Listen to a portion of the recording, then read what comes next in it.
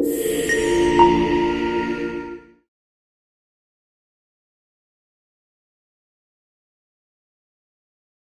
morning, good afternoon, good evening to everyone joining this podcast. My name is Peter Molyneux. I am the England lead for the Global Leadership Exchange in Mental Health, and I use the pronouns he, him. This podcast this afternoon is part of a series we're doing in the run-up to our Leadership Exchange in Ottawa next June, Ideas into Action. And I'm delighted that this afternoon we've got Fae Johnstone with us, and we're going to be talking about some of the issues that you're dealing with at the moment and some of the things that you would like to see leaders generally addressing. So, Fae, welcome. Do you want to just say a little bit about yourself and about your organization? Absolutely. And good morning, Peter. Thank you so much for having me on today. So as you said, my name is Fae Johnstone. I use she and they pronouns. I'm hanging out in Toronto, Ontario right now, but I live on the east coast of Canada in Halifax, Nova Scotia. I'm a 30-year-old trans woman. I live in the movement. I'm a social justice warrior, and I've spent most of my career advocating for the rights, freedom, and equality of queer and trans young people. But my early days was actually very solidly in the mental health space, supporting organizations to better engage young people and their voices, to respect the rights of youth, and increasingly to understand the relationship between mental health and injustice, the realities of discrimination and how they impact queer and trans youth in particular. But in my role now, I am the executive director of a national queer advocacy organization called Momentum. And we are specifically focused on supporting queer and trans communities and our friends and sibling movements, and I would say anybody who believes in freedom and rights, to respond to the staggering rise of anti-queer and anti-trans hate, to assaults on our freedom, efforts to strip away healthcare access, to actually push kids further away from their families and create school environments that are less safe for kids who are exploring who they are. So that means, if you look at the UK, if you look at Canada, if you look at the global landscape, I'm a little bit busier than I would like to be. But our focus is building the movement, helping coordinate and power the response, and hopefully get our nation here in Canada back on track to Yeah, safeguard progress and bring better outcomes, better health, yeah. and more rights to marginalized communities. We'll come back to some of those challenges in a minute, but I mean, are there things that you're proud of that Momentum has achieved, and things that you're pleased about that Momentum's achieved? Oh, absolutely. I mean, I have a lot of pride in my team and in the folks that we've supported.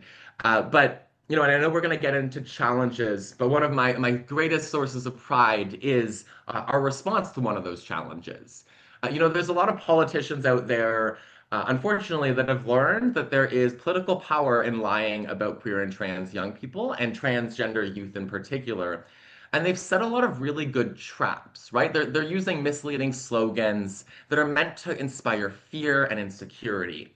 And one of the struggles that my movement, I think, across the country and around the world has had is that we respond to those, those slogans, that misinformation, sometimes with like really blunt language that actually, sets and accepts the frame of our opposition, right? Like in Canada, the best example is a lot of our, hateful legislation is under the language of parental rights. And my world responded by saying parents don't have rights, they have responsibilities.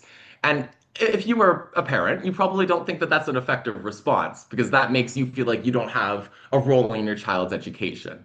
So one of my greatest moments of pride and ongoing sources of pride has been my organization actually helping people respond more effectively and reject the false choices of our opposition.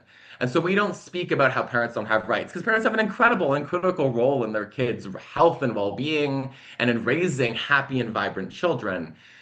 We help people understand that this is about freedom.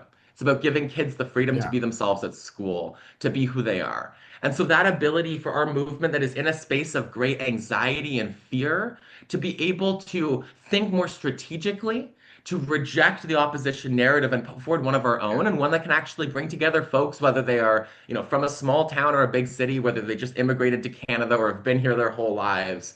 Like that unity message And that freedom message has been one of our most successful pivots in an environment where we often speak to the already converted, not to those who live outside our big gay world. Yeah.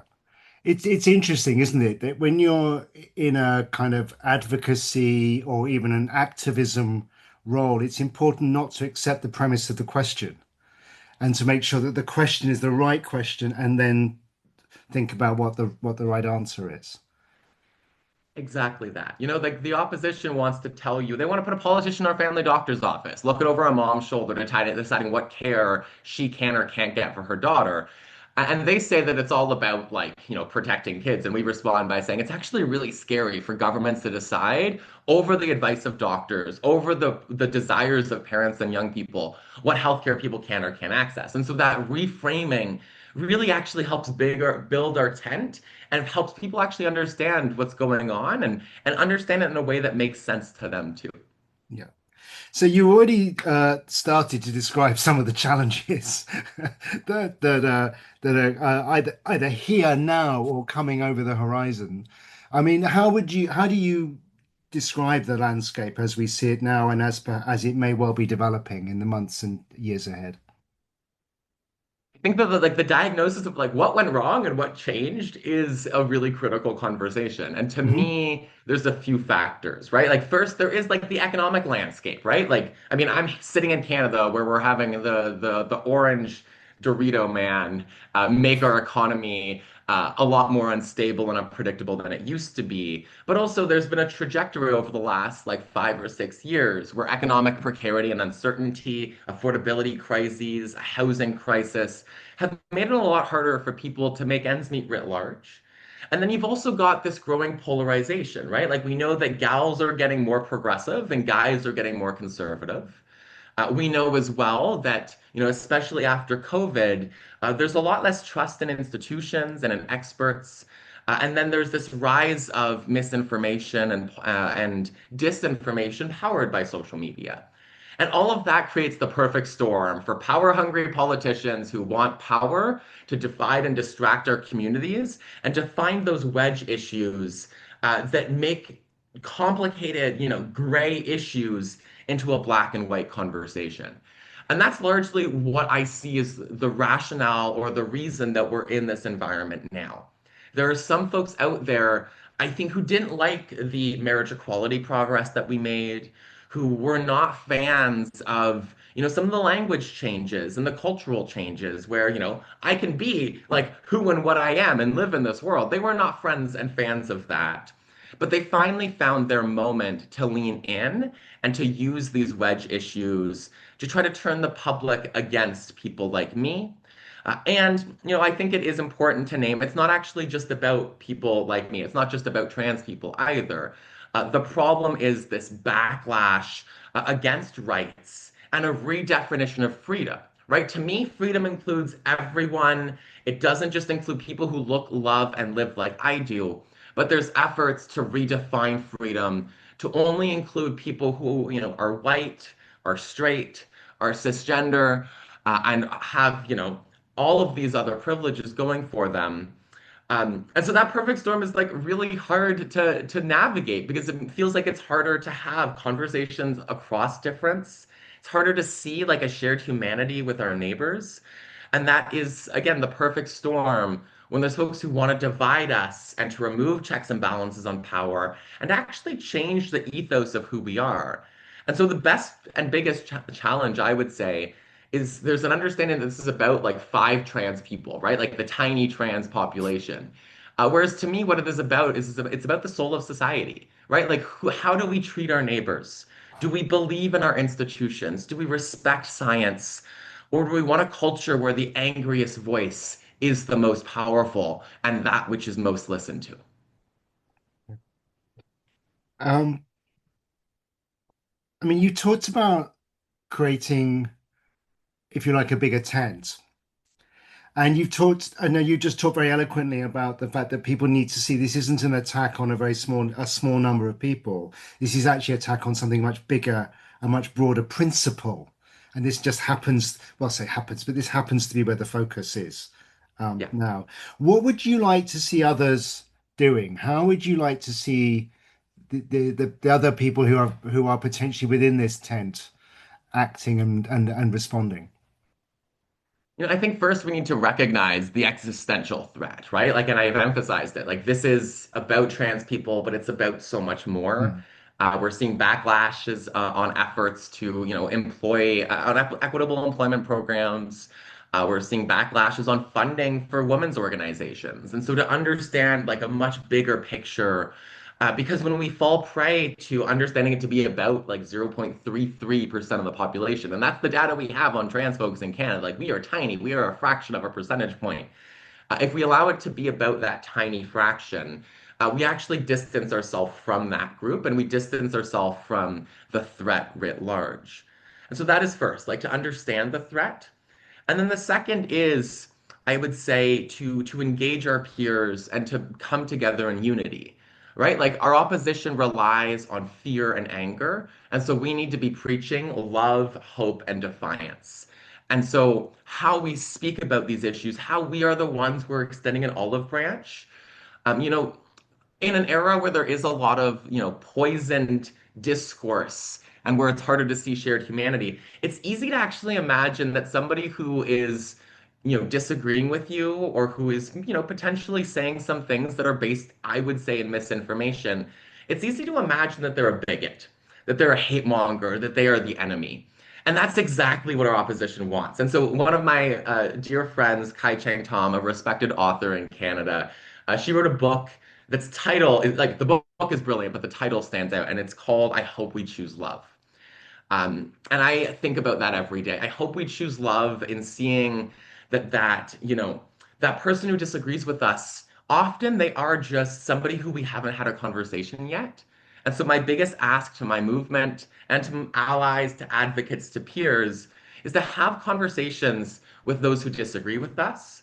And not to have them in Instagram stories, right? Like, this is not the era of fighting it out on a social media post. This is the era of having a coffee, maybe drinking a beer, and helping people listen to where people are really coming from, what they're concerned about, and trying to build those bridges and bring us back to those core principles of, healthy dialogue, of, respect, of dignity, of shared humanity, and a belief in rights and freedoms for all. And how do you, in this kind of world, I mean, how do you think we create the spaces where those sorts of conversations can take place? Because you can sometimes feel that we're quite siloed and we're quite polarized. I mean, how do you think we can create the right spaces for those conversations? I think first it's understanding again, like the why, like people are scared, people are anxious, everyone is struggling, right? Like I think my fundamental diagnosis is like the world hurts more right now, it feels like, than it did in the pre-COVID era, for example. And so I think that understanding of we're all like, primed to go in with our fists up is really important. But I think the second piece is sometimes we run away from conversations because we're scared on our side, Yeah, right? Like it's yeah. easy to retreat and say that's homophobic or transphobic. It's difficult to have the conversation with, somebody who has a really strong faith that says particular things about queer and trans people. But I think I can reach them on the idea that I want you to be free to practice your faith, and I want my community to be free to Mm. express our genders. And so I think it's understanding that these will suck. Like these conversations won't always be pleasant. Yeah, But also if we run away from them, we actually contribute to that shrinking town square. And that is exactly what authoritarian forces want us to do. They want that square to keep shrinking. And so I think it's making the choice to engage with grace. And there are times when you need to go in with your fists up. Like I am a yes. protest gal, and so I am a fighter. But it's different when I'm in the streets or, smacking back a politician who's stripping away rights versus when I'm speaking with somebody in community Yeah, or at a yeah. bar or at a community center. In those contexts, I have a lot of empathy, right? Imagine being a mom. I like to use the example of like being a Muslim mom who's new to Canada and like English is your fourth language. And you're seeing all of this stuff about like gender ideology in schools, rah. Well, of course you're scared about what your kid's being taught. Of course you're anxious, and maybe it is stuff that doesn't align with your values. Well, then we have to have that conversation because I respect your values and I respect your role. I also believe that schools have responsibility to share evidence-based information that equip kids to be good to other kids. And sometimes we've thought, and I think in the progressive space, that the struggle is to to make everyone think like we do. And the right does that all of the time. So it's not unique to us. But I actually don't care what people think about gay people or trans people. I care that they respect our freedom, they respect our rights, they don't take away our health care, and that we're able to coexist in a healthy society. And so we got to be good to folks because they are trying their best, just as I believe we are. Yeah. It's very easy, isn't it, when you're kind of when you feel you're in a campaign and you feel that there is opposition. It's easy to go in all guns blazing, or to feel that somehow you've got to have your defensive shield in one hand and the sword of righteousness in the other. And that may be, as you say, that may be appropriate on occasion, but we need to remember sometimes to put those down and just have a coffee, kind of. And it's like it makes a lot of like I think I wish the world understood that my world is reacting because we're actually absolutely like terrified, Mm. right? Like my heart breaks every day. Like we just had our government in one of our provinces in Alberta, like override, i.e., suspend fundamental rights and freedoms when it comes to trans kids, so that they could get around a court order that would have halted the implementation of policies that strip healthcare away, that forced the like three trans kids who still play sport to no longer be able to play sport. My community is not big on the sports. I mean, like we know this. It wasn't always safe for us, but those three kids now can't play sport.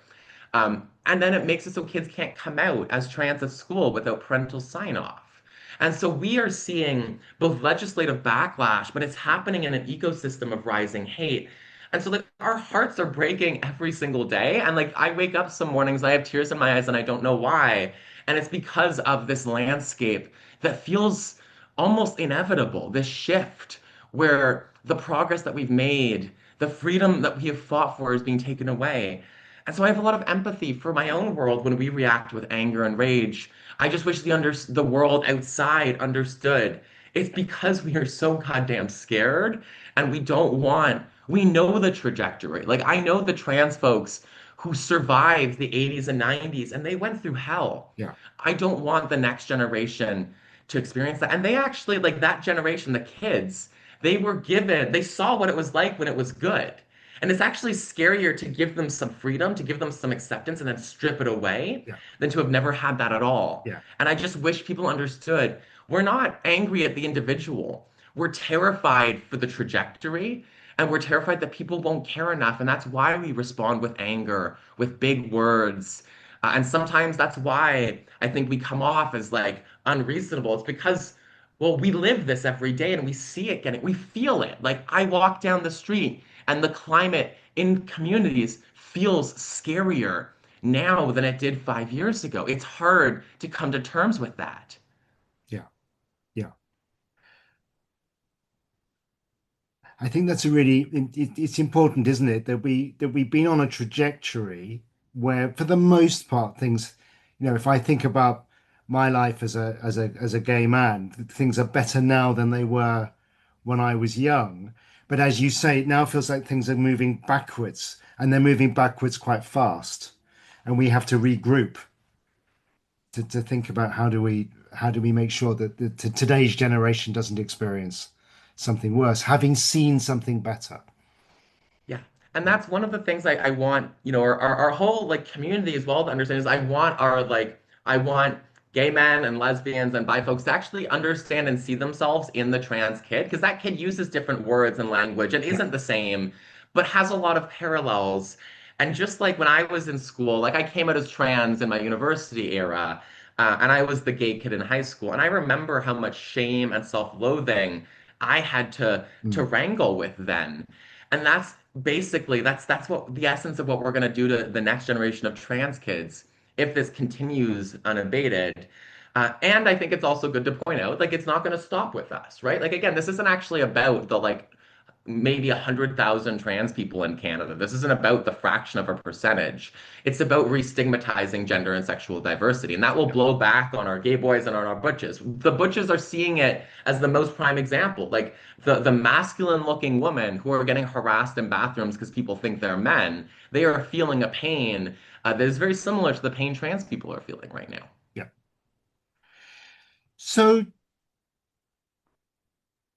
what does being a good leader look? I mean, I think you're answering this question as we go along, but I'm going to ask you explicitly, what does being a good leader look like to you? What do you hope, you're going to achieve as a leader? I think to me, like leadership is I mean leading by example, right? It is choosing hope every day, even though it sucks. It is choosing to have these hard conversations and trying to bring others along with you. And I think, in a lot of when you're from a marginalized identity of any sort, I think we experience the imposter syndrome, the feeling like we're not the right people. And I joke that I want the adults to tap in. Like I feel like I am a child trying to solve a existential crisis, and I need the adults in the room with me. And then I realize, oh yeah, I am one of the adults, and all of us are as well. And so I think leadership to me is actually not like it's an aha moment. It's the realization that no one knows what the hell they're doing, and we're all trying our best anyways. And you need to lean in into that feeling and into the confidence in yourself. Because I trust you. I trust your analysis. I trust your brilliance. And if you can step up to the plate and be in this struggle with us, there is immense power in that. And so there's the hope and the choice to do this in a way that is compassionate and brings people with us. And then there is the choice to try to engage across that difference and try to understand. I need leaders who are fighting for the principle of a healthy society and a vibrant democracy. Um, and so we need to, again, I said at the start, I think we need to understand what the problem is. I need leaders who understand the crisis and are up to the challenge of speaking across difference and bringing folks who do not look like them, do not love like them, or live like them along with us. Because that's leadership that this era needs, not just when it comes to trans and queer people, but when it comes to, maintaining um, like healthy societies writ large. Fantastic. Fantastic. So what would your advice be to someone starting out now? What would you like them to know or to feel? Know that you're so much stronger than you think you are, right? Like I see so many, like I was always, like I was born this way, right? Like I was always going to be outspoken. I don't lack in self-confidence, though I am self-aware of my ego, as every leader needs to be. But a lot of people, I think, they are taught to walk small in this world, especially if they're from marginalized identities. They're taught to make themselves into something smaller. And I think I'm looking for leaders, and we can support, and this is where mentorship and support comes in. But I want people to understand that they're so much stronger than they think they are, and that if they show up as their full selves, if they lean into their strength, people will follow. Right? Like I know what I am on a stage. I have like an infectious energy and it's also like very candid. Like I am not a scripted person. And people like that because that is like an expression of actually like the root of who I am. There are other leaders who are quiet and are in the background, and my job would be impossible without them. And so there is no one way to be a leader, but it is leaning into the uniqueness that is you, which sounds so canned, but is also so true. Lean into that uniqueness and know that no one feels like they are. Most of us feel like we should be in the rooms that we are in, and we make it work because we are the people who are in the right place at the right time. Like I have this profile and this position now, and it is incredible. Like my job is to be one of the faces of the response. And I think that, part of that is because I'm so smart and I'm brilliant and but also a lot of it was I was in the right place at the right time. And so when you're in the right place at the right time, don't count yourself out, count yourself in and work your magic because your magic will do something beautiful in that space. Ray, that's really, really fantastic. Thank you so much. Yeah, uh, and I hope that you continue to show defiance, but also love and hope. Thank you for joining us this afternoon.